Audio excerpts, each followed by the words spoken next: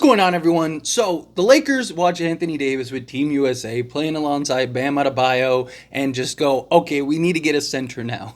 The Lakers are, based on reports, targeting Wendell Carter Jr. from the Orlando Magic. Now, Wendell Carter Jr. is a guy that we've talked about here on this channel. I know many other people have talked about and mentioned Wendell Carter Jr. He kind of seems like a guy that could potentially be the odd man out for the Orlando Magic. They are kind of flushed with big men that can play the 4, play the 5, and so it's like they're probably at some point going to have to consolidate, have to move off of someone.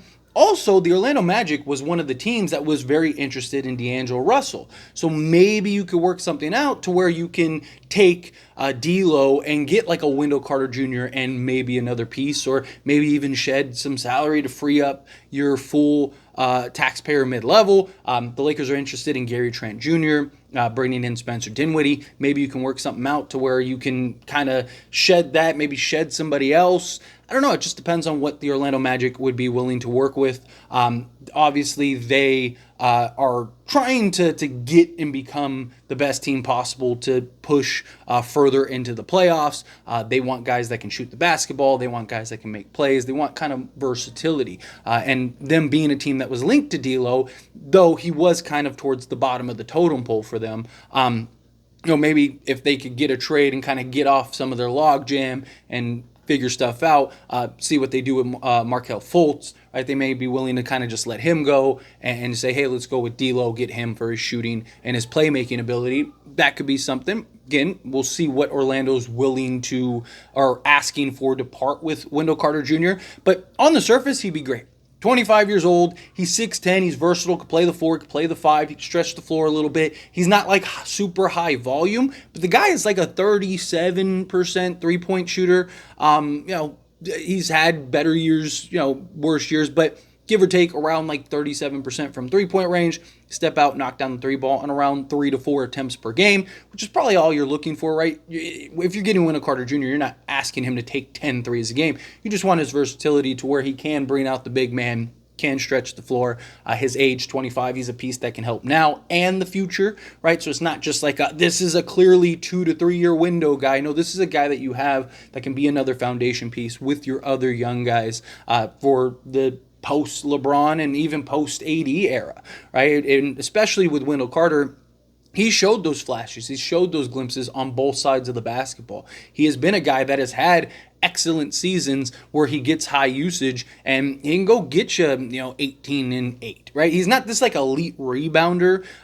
He's not like elite necessarily in any specific category, but he shouldn't cost the farm, right? Like he's not a guy that should take 2 first-round picks or something crazy like that. The Orlando Magic also has a history of trading with us, right? I mean, we even made trades with them, 2 years ago now at the trade deadline, or I guess a year and a half ago now. And so they're a team that's open to trading with the Lakers, which is good. You usually go back to the teams that you have interest in or have worked with before, right? You've built that relationship, you've built that rapport. And then also, Wendell Carter Jr.'s salary is really good. So he has 2 years left on his contract. This year, he's making just a hair under $12 million, which the Lakers could easily go and acquire him. I mean, the Lakers don't even have to trade D'Lo. I mean, it just depends on what Orlando wants. I just look at D'Lo because we know the Magic wanted D'Lo. We know that the Magic went after D'Lo.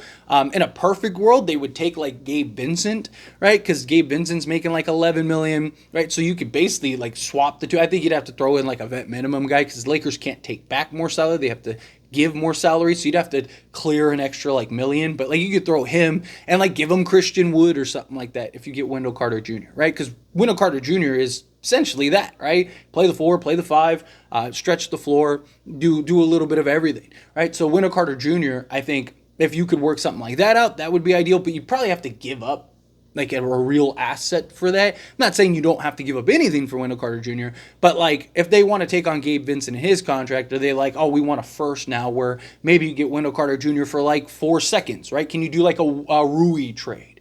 Right? Remember what we got for Rui? It took 4 seconds. Do you not have to give up a first? Can you get, Wendell Carter Jr. for 4 seconds? I also think it's on the competition. Like, what does the competition look like, right?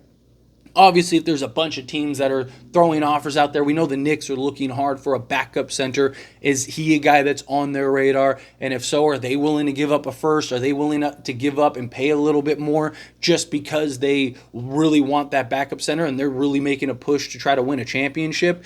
Possibly, right? Do they kind of take that gamble? So I think at the end of the day, it just kind of boils down to, one, I think the relationship. Two, what does Orlando want and looking for?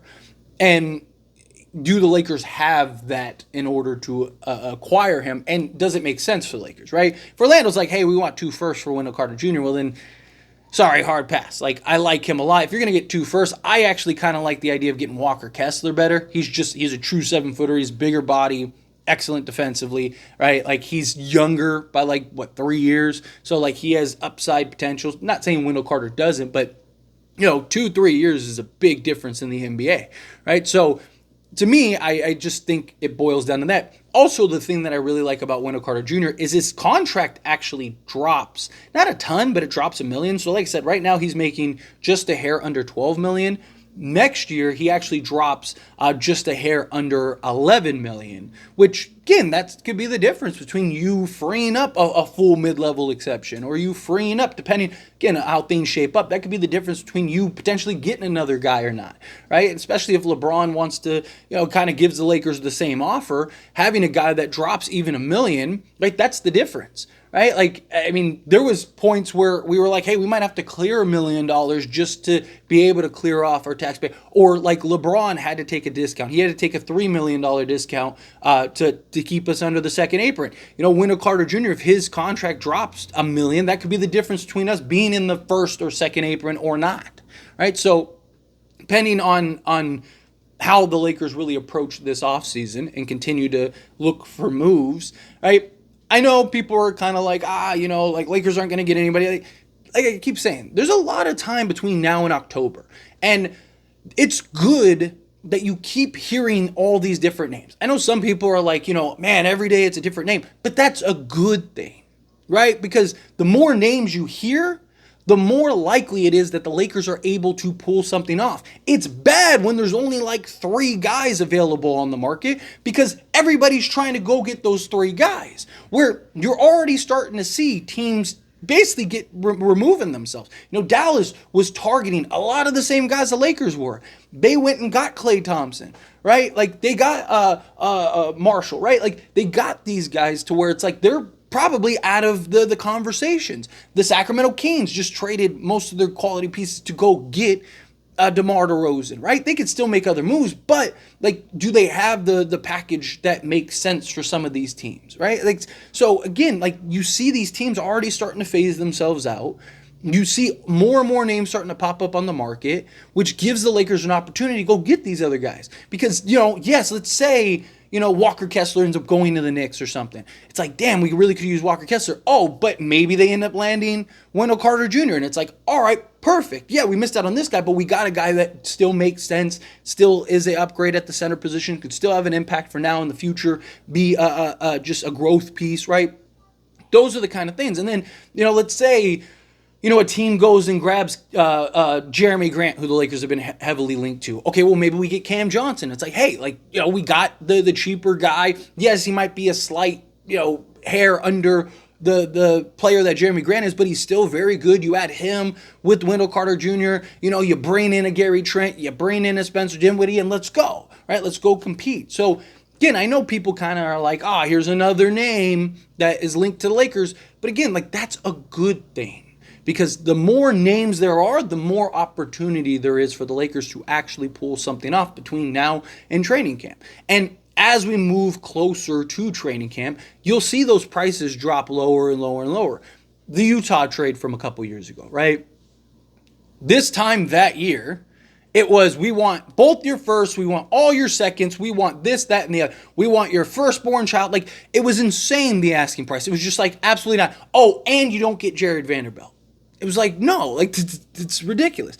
And then you got to like training camp time and it was like, all right, fine, we'll just take 2 firsts unprotected and 2 seconds, but you still don't get Vanderbilt. And it was like, no, you're still fleeced. Yes, it's like half of what you wanted earlier, but it's still, we're getting fleeced.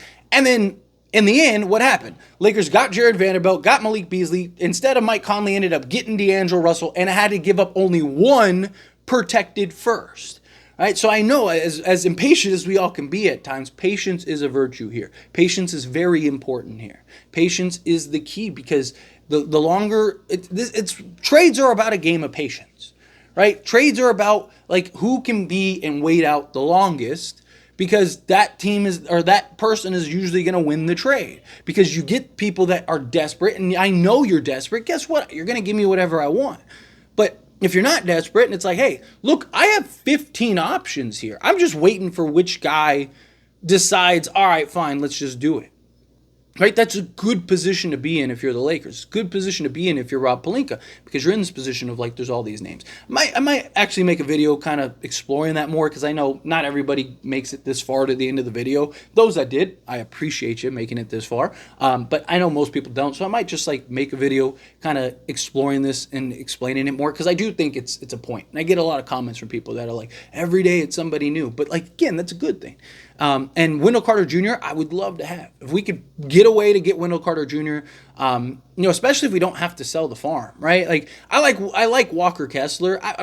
Personally, I'd probably prefer Walker Kessler more, because he's just bigger, and he looks like a guy that like has like real, like, that guy could be something potential. Not that Wendell Carter can't. I mean, he's still 25, but still, like I said, that gap in years is a big difference. But Wendell Carter, or Walker Kessler right now is like 2 firsts and then some. Like, supposedly they turned down 2 firsts from the Knicks, which, not all firsts are created equal. 2 firsts from the Knicks is not the same as like a first from the Lakers, because Knicks are young, talented, are probably going to be very good for a long time. Or a team like the Lakers, right? Like, they're in a couple years, LeBron James and Anthony Davis might leave, and what do the Lakers look like? So it's one of the reasons like Danny Ainge has talked publicly about how he believes the Lakers picks are the best picks, and he's kind of willing to bet on it. So I don't know, we'll see how it all plays out, but I love the idea of Wendell Carter Jr. What do you think? As always, this is a discussion. Pass a question on you. Let me know your thoughts and opinions down in the comments below. What do you think? How do you feel? What are your thoughts? Do you think that, yes, go get Wendell Carter Jr.? He'd be a great piece, slot alongside Anthony Davis. He play the 4, play the 5. I really like his versatility. Where Kessler, you're playing him at the 5, right? He doesn't have so much versatility in that regard. Doesn't really stretch the floor. I mean, he's capable. He can knock down the occasional 3. He's shown that. But I think Wendell Carter Jr. gives you a little more versatility. But I think that, if you can get Wendell, get him, right? But do you feel the same way? Again, however you feel, whatever your thoughts are, let me know down in the comments below. That being said, if you haven't liked this video, hit that like button. Helps me a lot. Helps me enjoy these types of videos, and I truly appreciate it. Not subscribe channel, hit that subscribe button. Turn on the bell notifications. Appreciate y'all. See you in the next one. Thank you.